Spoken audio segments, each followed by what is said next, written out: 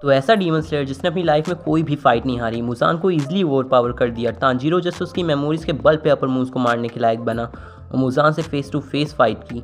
Yoriichi सुगीकुनी एक ऐसा swordsman जो कि अगर चाहे तो सारे हाशिरास को सोलो कर दे, सारे अपर मूव्स को सोलो कर दे। आज हम लोग बात करने वाले हैं सबसे ज़्यादा मिस्टीरियस और पावरफुल डीमन स्लेयर कैरेक्टर के बारे में। तो बिना किसी देरी के लेट्स गो चैट्स।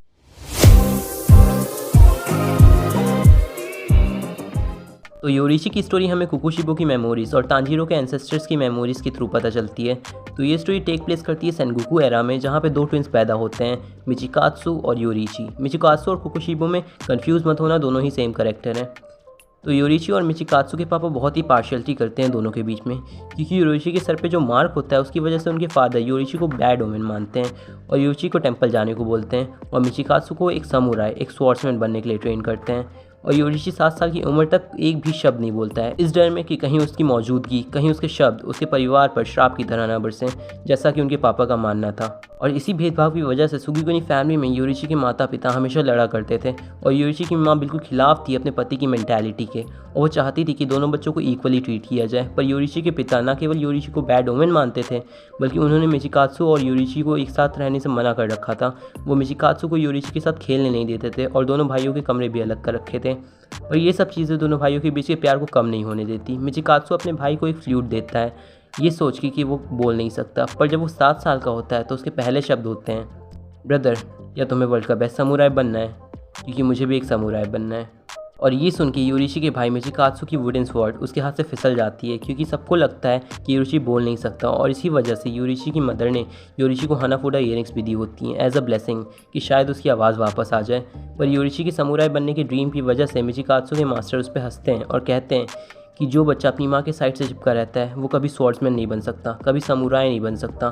समुराई बनने के लिए चीज़ों को सेक्रीफाइस करना पड़ता है। और ऐसा कह के मिचिकात्सु के मास्टर योरिची को एक वुडन स्वॉर्ड पकड़ाते हैं मजाक में और उसे फाइटिंग स्टैंस बता के खुद को मारने को कहते हैं। पर योरिची जब स्वॉर्ड उठाता है तो वो ऐसे मूव्स परफॉर्म करता है जो कि मास्टर भी डॉज नहीं कर पाते और नॉक हो जाते हैं। और तब हमें पता चलता है कि Yoriichi is the child prodigy. और उसके बाद से वो कभी भी स्वॉर्ड नहीं उठाता, एज उसने जिस तरह से मास्टर को नॉक किया होता है उस वजह से वो खुद से ही डरने लग जाता है। पर जब योरिची की माँ की डेथ होती है तो योरिची अपना घर छोड़ के चला जाता है, क्योंकि योरिची को पता होता है कि मिचिकात्सु और उसके रोल स्विच होने वाले हैं।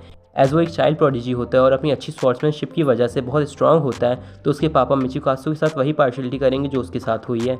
तो अपने भाई को उस पार्शियलिटी से बचाने के लिए योरिची अपना घर छोड़ देता है। पर बाद में मिचिकात्सु को अपनी माँ की डायरी मिलती है और उसमें उसे पता चलता है कि योरिची को उनकी माँ की आने वाली डेथ के बारे में पहले से ही पता था। तभी वो अपनी माँ के उसी साइड से चिपका रहता था जहाँ पे उनकी माँ की डिसीज़ होती है, कि उनकी माँ को चलने में सपोर्ट मिले। पर ये सब जानने के बाद मिचिकात्सु अपने भाई से बहुत जेलस हो जाता है और उनके पापा योरिची को ढूंढने की बहुत कोशिश करते हैं, क्योंकि उनकी माँ की आखिरी ख्वाहिश होती है कि योरिची को भी सेम प्यार मिले जो मिचिकात्सु को मिला है। और सुगीकुनी फैमिली काफ़ी ढेर सारे डिफरेंसेस के बाद भी एक दूसरे से बहुत प्यार करती होती है।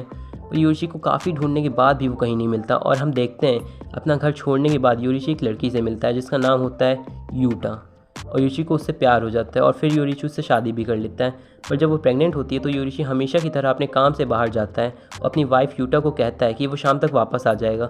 पर उसके साथ भी वही होता है जो कि तांजीरो के साथ हुआ होता है, वो एक इंसान की मदद करता है और रात होने की वजह से वहीं पर रुक जाता है। पर जब वो सुबह घर पहुँचता है तो वो अपनी प्रेग्नेंट वाइफ की लाश को देखता है और उसकी लाश के पास काफ़ी समय तक बैठा रहता है। तभी वहाँ पे एक डीमन स्लेयर आके योरिची को उसकी वाइफ को दफनाने के लिए कन्विंस करता है। उसके बाद से कभी भी योरिची किसी और से प्यार या शादी करने के बजाय अपनी ज़िंदगी को एज अ डीमन स्लेयर जीना शुरू कर देता है, डीमंस को मारने के लिए, और सारे डीमन स्लेयर्स को ब्रीथिंग स्टाइल्स सिखाने की कोशिश करता है। बट कोई भी इंसान ऐसा नहीं होता जो कि सन ब्रीथिंग को कम्प्लीटली मास्टर कर पाए। तो सब अपने अकॉर्डिंग सन ब्रीथिंग को डिफरेंट एलिमेंट्स के साथ मिक्स करके अपने अपने ब्रीथिंग फॉर्म्स बनाते हैं। Flame, stone, wind, thunder, water, ये 5 ओरिजिनल ब्रीथिंग स्टाइल्स हैं जो कि सन ब्रीथिंग से डिराइव किए गए हैं। और इन स्किल्स के साथ डीमन स्लेयर्स को सबसे ज़्यादा पावरफुल स्लेयर्स का दर्जा, मतलब कि हाशिरा का टाइटल मिलता है। और एक जंगल में जहाँ मिचिकात्सु कैंप कर रहा होता है वहाँ पे एक डीमन अटैक कर देता है और सारे स्वॉर्ड्समैन को मारने के बाद जब वो मिचिकात्सु की तरफ बढ़ता है तभी वहाँ पे योरिची आके उस डीमन को बिना किसी एफर्ट के बिल्कुल ईजिली मार के मिचिकात्सु को बचा लेता है,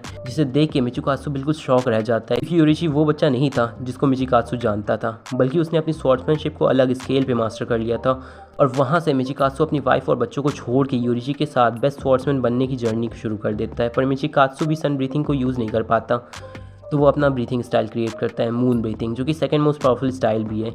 इसके बाद आता है वो टाइम जिसका योरिची अपनी पूरी लाइफ इंतज़ार कर रहा था। The time of revenge from Muzan Kibutsuji the demon king. और उस वक्त योरिशी मुजान से पूछता है what do you find so amusing by killing this innocent lives. और वो मुजान को देख के समझ जाता है कि वो नॉर्मल टेक्निक से मुजान को नहीं मार सकता, और अगर योरिशी ने कोशिश भी की और गलती से मुजान ने उसे टच भी कर लिया तो योरिशी ने इस मौके का इंतज़ार अपनी पूरी ज़िंदगी किया है, वो मौका वेस्ट हो जाएगा। तो योरिशी उसी वक्त 13 फॉर्म ऑफ सन ब्रीथिंग बनाता है और मुजान पर अटैक करता है, और उस वक्त मुजान के अंदर बस एक चीज़ होती है और वो है डर। और जब योरिशी मुजान को काटता है तो मुजान अपनी बॉडी के 1800 पीसेस करके एस्केप करने की कोशिश करता है, जिसमें से योरिशी 1500 पीसेस को कम्प्लीटली डिस्ट्रॉय भी कर देता है। पर मुजान एस्केप करके उन 300 पीसेस से खुद को दोबारा रीजनरेट करता है, और जब मुजान की कंपेनियन डीमन उसे एस्केप करते हुए देखती है तो वो रोने लगती है कि एक चांस था मुजान को मारने का, पर अब मुजान का हेड अगर अलग भी कर दिया जाए तो भी उसे नहीं मारा जा सकता। तभी उसे रियलाइज़ होता है कि उसके ऊपर से मुजान का कर्ज हट गया है, और वो डीमन जिसका नाम तमायो होता है योरिशी को प्रॉमिस करती है कि वो मुजान को मारने का तरीका निकालेगी। उसके बाद हमें पता चलता है कि योरिशी को डीमन स्लेयर कॉर्प से निकाला जा रहा है क्योंकि उसने मुजान और उसके कंपेनियन डीमन को एस्केप करने दिया, और योरिशी के भाई मिचिकात्सु ने कॉर्प के रूल तोड़ के एक डीमन बनना पसंद किया। जिसके बाद योरिशी बिल्कुल टूट जाता है और अपने पुराने दोस्त कमाडो के घर जाता है क्योंकि उसे कोई चाहिए होता है जिससे वो ये सारी चीज़ें शेयर कर सके जो उसकी लाइफ में हुआ है, और वो सब कुछ कमाडो फैमिली के एल्डेस्ट मेंबर मिस्टर कमाडो को बताता है। उसके बाद हम एक छोटे बच्चे को देखते हैं जो कि योरिशी की हाउरी खींचता है। जिसके बाद मिस्टर कमाडो बोलते हैं कि अगर आप बुरा ना माने तो क्या आप इस बच्चे को गोदी में उठा सकते हैं, क्योंकि मेरी हाइट उतनी नहीं है कि मैं अपने बच्चे को उतना ऊपर उठा के खिला सकूँ। और जब योरिशी अब उस बच्चे को उठाता है तो उसका दिल इमोशन से फट जाता है और योरिशी रोने लगता है। शायद उसकी मेमोरीज उसे रुला देती हैं, क्योंकि अगर उसकी वाइफ ज़िंदा होती तो उसकी भी एक प्यारी सी फैमिली होती।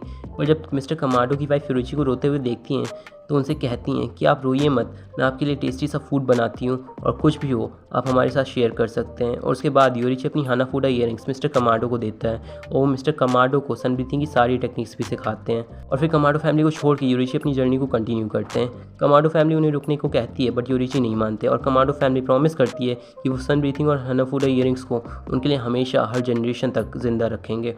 फिर हमें एक माउंटेन का सीन दिखाया जाता है सालों बाद का, जहाँ पे हमें 80 साल का योरिशी दिखता है। वैसे तो कोई भी स्वॉर्डमैन जिसके मार्क हो वो 25 की उम्र में नॉर्मली मर जाता है, पर योरिशी शायद उस मार्क के साथ पैदा हुआ था, इसीलिए सर्वाइव कर लेता है 80 साल तक। और उसी माउंटेन पे मिचिकात्सु आता है अपने भाई से बदला लेने, जिसको हम कुकुशिबो या फिर अपर मून 1 के नाम से भी जानते हैं। तो योरिशी उससे कहता है कि मुझे तुम पे तरस आता है मेरे भाई। और इससे पहले कुकुशिबो मूव भी कर पाता है, योरिशी कुकुशिबो की गर्दन काट देता है। उसकी गर्दन अलग नहीं कर पाता या फिर करना नहीं चाहता, पर फिर कुकुशिबो देखता है उस मूव के बाद योरिशी अपनी जगह से हिलता भी नहीं है, योरिशी मर गया होता है। जिसे देख के कुकुशिबो गुस्से और नफरत की आग में जलने लगता है कि उसे एक मौका मिला था योरिशी को फेयर फाइट में हराने का, पर योरिशी नेचुरल डेथ मर गया और मैं उसे हरा नहीं पाया, और शायद मैं उसे हरा भी ना पाता, क्योंकि अगर केवल एक और मूव के लिए योरिशी जिंदा होता तो मैं मर चुका होता। और इसी रेज में कुकुशिबो अपने भाई की बॉडी को 2 हिस्सों में अलग कर देता है, और कुकुशिबो को वही फ्लूट मिलती है जो कुकुशिबो ने बचपन में योरिशी को दिया होता है, जो कि योरिशी ने सेफ्टी से अपने पास रखने का प्रॉमिस किया होता है। और इसी के साथ the strongest the undefeated swordsman in demon slayer history अपनी नेचुरल डेथ मरता है। और अगर आप डीमन स्लेयर के फ़ैन हो तो ये हिडन डिटेल से भरी वीडियो मत मिस करना, और वीडियो को लाइक ज़रूर कर देना अगर वीडियो पसंद आई हो तो, क्योंकि रीच मिलती है उससे थोड़ी, और सब्सक्राइब कर दो तो सोने पे सुहागा। बाकी this is heroes chat signing off.